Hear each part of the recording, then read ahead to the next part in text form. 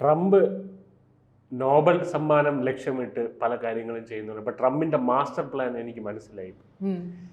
അതായത് ലോകത്ത് സമാധാനം ഉണ്ടാക്കാനുള്ള ശ്രമത്തിലാണ് ഇപ്പൊ ട്രംപ്. എങ്ങനെയാണെന്ന് അറിയാമോ? പുടിൻ എന്ന് പറയുന്ന ഒരാളെ കൊണ്ട് സമാധാനം പറയിപ്പിക്കുക എന്നുള്ളതാണ്. അതായത് അദ്ദേഹത്തിന് ഒരു സമാധാനത്തിലേക്ക് എത്തിക്കുക. അതിന് വളരെ വളഞ്ഞ വഴിയാണ് ഇപ്പൊ അദ്ദേഹം സ്വീകരിച്ചിരിക്കുന്നത്. അതായത് പുടിൻ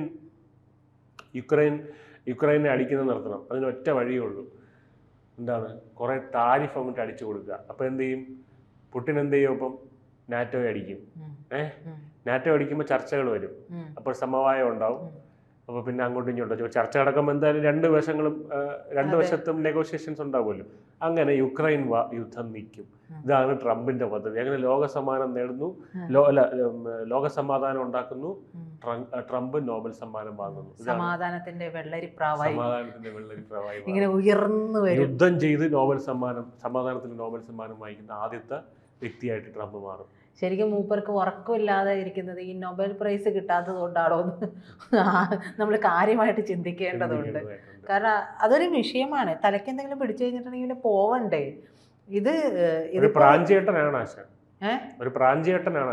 അതെ, പ്രാഞ്ചിയേട്ടനാണ് എന്ന് വേണം പറയാം. കാരണം ഈ ഓരോ സെക്കൻഡിനും മൂപ്പർക്ക് എന്താ സംഭവിക്കണേ മനസ്സിലാവില്ല. കാരണം ഇപ്പൊ പറയണത് പിന്നെ പറയൂല. ഇന്ന് ചിലപ്പോൾ ഉറങ്ങി എണീക്കുമ്പോഴേക്കും മൊത്തം വിഷയമാണ്. ഇന്ന് താരിഫിരിക്കട്ടെ, അതാണ്.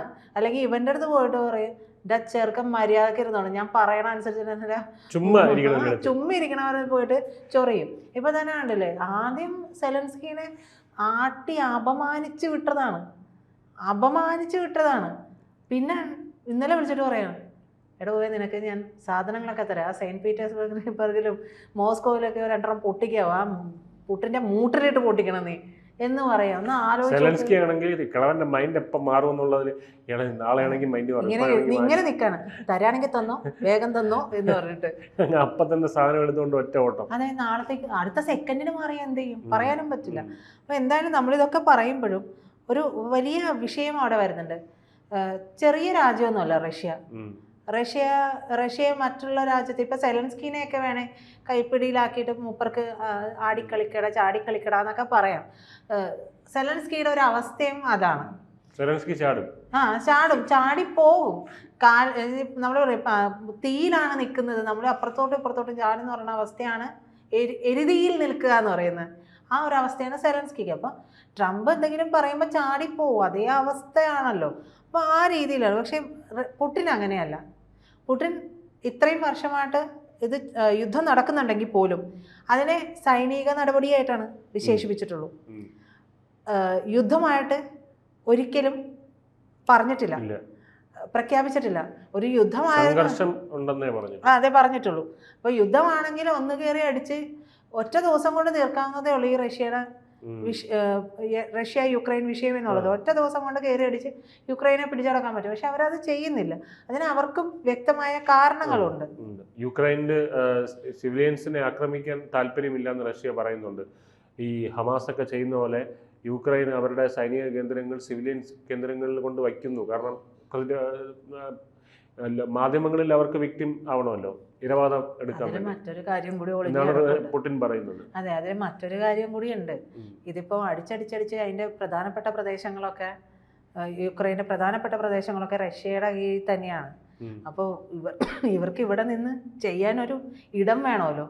ആ ഇടം കൂടി ആകുമ്പോഴേക്കും ഇവർ മാറ്റിക്കൊണ്ട് വെക്കുന്ന സ്ഥലം അതായിരിക്കാം. നമുക്ക് സൈനിക ബേസ് വേണം. ആ ബേസ് ഒക്കെ പിടിച്ചെടുത്തേക്കുന്ന സ്ഥലം ചിലപ്പോൾ ഇവരുടെ ആയിരിക്കാം. ഈ മെയിൻ ബേസ് ഒക്കെ പിടിച്ചെടുത്തണം. അപ്പൊ ഈ സാധനം കൊണ്ടുവന്ന് എവിടെയെങ്കിലും സ്ഥാപിച്ചാലല്ലേ തിരിച്ചുള്ള നടപടിയൊക്കെ ആസൂത്രണം ചെയ്യാൻ പറ്റുള്ളൂ.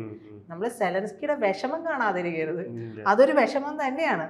അപ്പോൾ അങ്ങനെ ഒരു വിഷയമുണ്ട്. അപ്പോൾ ഈ പുട്ടിനെ ചാടിക്കളിപ്പിക്കാൻ പറ്റില്ല എന്നുള്ളതാണ്. അപ്പോൾ ഈ മൂപ്പര് പറയുന്നത് എന്താ പറയുക, ലോകത്തിലെ എന്താ പറയുക, ഞാൻ പറയുന്നതനുസരിച്ച് നിങ്ങൾ സമവായത്തിൽ ഏർപ്പെടണം, ഞാൻ പറയുന്നതനുസരിച്ച് പോകണം എന്നൊക്കെ പറഞ്ഞു. പുടിൻ പറഞ്ഞു, പോടാവൂല്ലേ, നടപടിയാവൂല, ഞാൻ എൻ്റെ രീതിക്ക് പോകും. അതായത് സൈനികപരമായിട്ട് അവർക്ക് കുറച്ച് സാമ്പത്തിക പ്രതിസന്ധിയിലേക്ക് വന്നിട്ടുണ്ടെങ്കിൽ പോലും ഈ പറയുന്ന റഷ്യക്ക് അവരുടെ ആ ഒരു അപ്രമാദിത്വം ഒന്നും വിട്ടുകൊടുക്കാൻ ഒരിക്കലും കഴിയില്ല. അത്രയും വലിയൊരു രാജ്യത്തിന്റെ അല്ല അതെങ്ങനെയാ വിട്ടുകൊടുക്കുക? ഇപ്പൊ അമേരിക്കയുടെ എന്നിട്ട് അമേരിക്കയോളം പോകുന്ന ഒരു രാജ്യം ചെന്നിട്ട് പറയാണ് ഞങ്ങൾക്കാണ് അപ്രമാദിത്വം, നീ ഞാൻ ചോദിച്ചാൽ അങ്ങനെ വിട്ടുകൊടുക്കാൻ തയ്യാറാവുന്നത് അതുകൊണ്ടല്ല. ഈ അമേരിക്ക പോലത്തെ ഒരു രാഷ്ട്രത്തിന്റെ മുന്നിൽ ഇപ്പോൾ റഷ്യ ശരിക്കും പറഞ്ഞത് ഒരു വലിയ ശക്തിയല്ല. റഷ്യ വലിയ ശക്തിയാണ് അല്ല, ഞാൻ പറയുന്നത് ഈ ഉപരോധങ്ങളും ഒക്കെ കാരണം സാമ്പത്തികപരമായിട്ട് അവർ ഒരുപാട് തകർന്നിരിക്കുകയാണ്. അപ്പൊ ഇപ്പോൾ ആ ഒരു സാഹചര്യം ലോകത്തിലെല്ലാവർക്കും അറിയാം. റഷ്യ ഇപ്പോൾ കാരണം ഈ പറയുന്ന ഭീഷണിയും ഇതൊക്കെ മാത്രമേ ഉള്ളൂ. ഒരു ഒരു ഒരു തിരിച്ചടിക്കൊന്നും ശേഷിയില്ല. ഒരു യുദ്ധത്തിന് ഇറങ്ങിത്തിരിക്കാനുള്ള ശേഷി കുറവുണ്ട്. ഇപ്പോൾ സാമ്പത്തിക പ്രതിസന്ധി ഉണ്ട്. അതായത് ഒരു യുദ്ധത്തിന് ഇറങ്ങിയാൽ എന്താവും എന്നുള്ള ഒരു വിഷയമുണ്ട്. പക്ഷെ ഒരു അടിയുണ്ടെങ്കിൽ, അതായത് റഷ്യയുടെ കയ്യിലിരിക്കുന്ന ആയുധ ശേഖരത്തിന്റെ ഭൂഖണ്ഡാന്തര മിസൈൽ ശേഖരത്തിന്റെ എത്ര അംശം ഉണ്ടാവും ഒരു പക്ഷെ അമേരിക്കയ്ക്കെന്ന് അറിയില്ല. റഷ്യ അവിടെ നിന്ന് വിട്ടു കഴിഞ്ഞിട്ടുള്ള അമേരിക്ക മൊത്തം ചുട്ടരിച്ചിട്ട് വരാനുള്ള കാര്യങ്ങളടക്കം ഒറേഷ്നിക്, സാത്താൻ 2 അങ്ങനെ ഒരുപാട് മിസൈൽസ് ഇവരുടെ കയ്യിലുണ്ട്, റഷ്യയുടെ കയ്യിലുണ്ട്. അമേരിക്കയ്ക്ക് ആക്ച്വലി ഇതറിയാം. അമേരിക്ക പ്രവോക്ക് ചെയ്യുന്നത് എങ്ങനെയെങ്കിലും നേരത്തെ വിജയ് പറഞ്ഞ പോലെ ഇതെല്ലാം പ്രയോഗിച്ച് നാറ്റോ സഖ്യ രാജ്യങ്ങളെ കൂടി രംഗത്തിറക്കി ഈ ഒരു സമാധാന, അതായത് റഷ്യ യുദ്ധം നിർത്തുക എന്നുള്ളത് തന്നെയാണ്. യുദ്ധം നിർത്തുക എന്നുള്ളതിനേക്കാൾ യുക്രൈനുമായിട്ടുള്ള യുദ്ധം നിർത്തുക എന്ന് പറയുമ്പോൾ അതിൽ മുതലെടുപ്പും കൂടിയാണ്. മുതലെടുക്കാൻ വേണ്ടിയിട്ടാണ് അതായത് അവിടെ ഒരു അക്രമം ഉണ്ടാകണം, അവിടെ ഒരു സമ്മർദ്ദം പുടിന് മേൽ ചെലുത്തുകയും അങ്ങനെ അവിടെ ഒരു സമവായ ചർച്ച ഉണ്ടാവുകയും സമവായ ചർച്ച ഉണ്ടാകുമ്പോൾ മാക്സിമം ബെനിഫിറ്റ് അമേരിക്കയ്ക്ക് എടുക്കുക എന്നുള്ളതാണ്. അത് ഞാൻ മനസ്സിലാക്കുന്ന റഷ്യക്ക് അകത്തുള്ള റെയർ എർത്ത് മിനറൽസ് മൈനിങ്ങുമായിട്ട് ബന്ധപ്പെട്ട് അമേരിക്കയുമായിട്ട് റഷ്യ ഒരു സീക്രട്ട് രഹസ്യ കരാർ ഒപ്പിട്ടിട്ടുണ്ട്. ഫെബ്രുവരി മാസത്തിലാണ് നടന്നതെന്നാണ് എൻ്റെ അറിവ്. അതായത് അമേരിക്ക അകത്ത് കയറി കുഴിച്ചോളാനുള്ള ഒരു ഒരു രഹസ്യ കരാർ. അപ്പം ഇത്തരത്തിൽ അത് വളരെ രഹസ്യമായിട്ടുള്ള കരാറാണത്. അപ്പോൾ അങ്ങനെ ഒരു സാഹചര്യം ഉള്ളപ്പോൾ ഈ പറയുന്ന അമേരിക്ക ഇത്തരത്തിലൊരു സമവായ ചർച്ചയിലൂടെ കാണുന്നത് എന്തായിരിക്കും എന്നറിയാമോ? നനഞ്ഞടം കുഴിക്കുക എന്നുള്ളത് തന്നെയാണ്. നനഞ്ഞടം കുഴിക്കുക ട്രംപിന്റെ. അതെ, ഈ ഒരു കരാറിൽ ഒപ്പിട്ടത് കൊണ്ട് മാത്രം സാധാരണ രാജ്യങ്ങളെല്ലാം വിട്ടുകൊടുക്കുന്നത് പോലെ, ഇപ്പൊ പാകിസ്ഥാനൊക്കെ ചെയ്യുന്ന പോലെ പൂർണ്ണമായിട്ട് സറണ്ടർ ചെയ്യാൻ ഒരിക്കലും നടക്കില്ല. അത് പക്ഷെ ട്രംപ് എന്ന് പറയുന്ന ഒരു വിട്ടി അത് പ്രതീക്ഷിക്കുന്നുണ്ടെന്ന് തോന്നുന്നു. ട്രംപ് അങ്ങനത്തെ പല കാര്യങ്ങളും പ്രതീക്ഷിച്ചുകൊണ്ടാണ് പലയിടത്തും ഇറങ്ങുന്നത്. പക്ഷെ ട്രംപ് കണ്ടിട്ടുള്ളത് ഇപ്പൊ ചൈന പലയിടത്തും ഇറങ്ങുന്നത് എങ്ങനെയാണ്? ചൈനയ്ക്ക് എനിക്ക് തോന്നുന്നു വിധേയപ്പെട്ടിരിക്കുന്ന 76 രാജ്യങ്ങളാണ്. ഈ 76 രാജ്യങ്ങൾക്ക് കടം കൊടുത്തിട്ടുണ്ട്. അപ്പൊ അവിടെ നിന്ന് ഈ പറഞ്ഞ പോലെ നനഞ്ഞിടം കുഴിക്കുന്ന പരിപാടി ചൈന കാണിക്കുന്നുണ്ട്. ഇത് തന്നെ ട്രംപ് വേറൊരു രീതിയിൽ ആഗ്രഹിക്കുന്നുണ്ട്. അത് പക്ഷെ നടക്കില്ല. ഇപ്പൊ ഒരു വ്യാപാര കരാർ ഉണ്ടാക്കി അല്ലെങ്കിൽ ഇത്തരത്തിലുള്ള ഇതിന്റെ ഒരു കരാർ ഉണ്ടാക്കി എന്ന് വെച്ചാൽ ആ രാജ്യത്തെ പൂർണ്ണമായിട്ടും ട്രംപ് പറയുന്ന രീതിയിലേക്ക് കൊണ്ടുപോകാനായിട്ട് ഒരു ഭരണാധികാരിക്ക് പറ്റില്ല. അതല്ലെങ്കിൽ അത്രത്തോളം കീഴ്പ്പെട്ട് അത്രയും തകർന്ന തരിപ്പണമാകണം റഷ്യ. അത്രയും അവസ്ഥയിലായിട്ടില്ല. ആ ഒരു അവസ്ഥയിൽ എത്താത്തത് കൊണ്ട് തന്നെ ട്രംപ് പ്രവോക്ക് ചെയ്ത് അവസ്ഥയിലായനെ ഇന്ത്യ കൂടെ ഉപരോധത്തിൽ പങ്കുചേർന്നിരുന്നെങ്കിൽ. അതെ, പങ്കുചേർന്നിരുന്നെങ്കിൽ.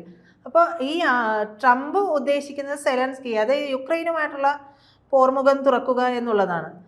അപ്പോൾ സ്വാഭാവികമായിട്ട് നേരത്തെ പറഞ്ഞാൽ നാറ്റോ സഖ്യ രാജ്യങ്ങളൊക്കെ അതിലേക്ക് വരാനുള്ള സാധ്യതയുണ്ട്.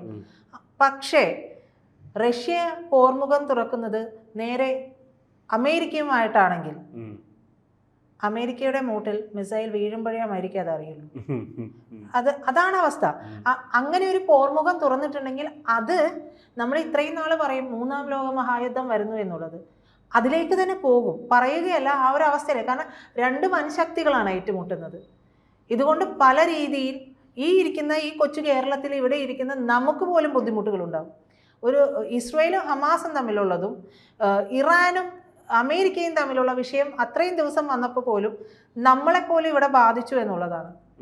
പല രീതിയിലും എണ്ണയായാലും സ്വർണമായാലും അങ്ങനെയുള്ള പല കാര്യങ്ങളിലും നമ്മളെപ്പോലും ബാധിച്ചു. പക്ഷേ സാധാരണ ജനങ്ങൾ ഒരുപക്ഷെ വിചാരിക്കും ഇതെങ്ങനെയാണ് ഇത്രയും പ്രൈസ് ഹൈക്ക് വരുന്നത്, ഇതെല്ലാം നമ്മളെ ബാധിക്കുന്നുണ്ട്. അപ്പം അത്തരത്തിലുള്ള നീക്കമാണ്. അപ്പം ഞാൻ പറഞ്ഞല്ലോ, ഈ മിസൈൽസിൻ്റെ ശേഖരം എന്ന് പറയുന്നത്, അത്യാധുനിക ഉപകരണങ്ങളുടെ ശേഖരം എന്ന് പറയുന്നത് അത് റഷ്യയുടെ കയ്യിലുണ്ട്. ഇതൊരു ചുട്ടെരിച്ച് തിരിച്ചെത്താനുള്ള സാധനം വരെ, അമേരിക്ക പോലും ചുട്ടെരിച്ച് തിരിച്ചെത്താനുള്ള സാധനങ്ങൾ വരെ റഷ്യയുടെ കയ്യിലിരിക്കുമ്പോൾ റഷ്യ ഒരിക്കലും അടിയറവ് പറയില്ല. അത് നമ്മൾ മനസ്സിലാക്കണ്ടേ. നമ്മുടെ ഒരു സാമാന്യ ബുദ്ധിക്ക് നമുക്കത് മനസ്സിലാക്കാവുന്നതേ ഉള്ളൂ. ട്രംപ് പക്ഷെ അത് മനസ്സിലാക്കാത്തത് ട്രംപിന് സ്ഥിരബുദ്ധി ഇല്ലാത്തത് കൊണ്ടാണ്. ട്രംപിന്റെ മനസ്സിൽ നൊബേൽ കിടന്ന് ഈ നമ്മൾ പറയില്ല മിന്നുന്നുണ്ട് എന്ന് പറയുന്ന പോലെ ചുറ്റും ഈ നൊബേൽ പ്രൈസ് കിടന്ന് ഇങ്ങനെ മിന്നിക്കൊണ്ടിരിക്കുകയാണ്. ഇതെങ്ങനെ ഞാൻ എങ്ങനെ ഇത് നേടും, എങ്ങനെ ഇതിലേക്ക് ആൾക്കാരെ വലിച്ചിടും, ഇതിൽ നിന്ന് ഞാൻ എങ്ങനെ വെടക്കാക്കി തനിക്കാക്കും. ഈ കളിപ്പാട്ടം, ഈ നോബൽ പ്രൈസ് എന്ന് പറയുന്ന കളിപ്പാട്ടം മാത്രമേ ഉള്ളൂ ട്രംപിന്റെ മനസ്സിൽ. അതെങ്ങനെയും നേടുക. ആ കളിപ്പാട്ടം നേടുമ്പോഴേക്കും ഇത്രയും ലോകരാജ്യങ്ങൾ മൊത്തം ബുദ്ധിമുട്ടിലായി പോവാണ്. അതാണ് പറഞ്ഞത്, മിക്കവാറും പുടിൻ ഈ സാത്താൻ 2 ഒറഷ്നിക്കോ അല്ലെങ്കിൽ അതുപോലുള്ള ഹൈപ്പർസോണിക് ICBM ഒക്കെ തിരിച്ചു വയ്ക്കുന്നത് അമേരിക്കയ്ക്ക് നേരെയാണെങ്കിൽ അത് 3ാം ലോക മഹായുദ്ധത്തിലേക്ക് പോകുമെന്ന് തന്നെ നമുക്ക് പ്രതീക്ഷിക്കേണ്ടി വരും.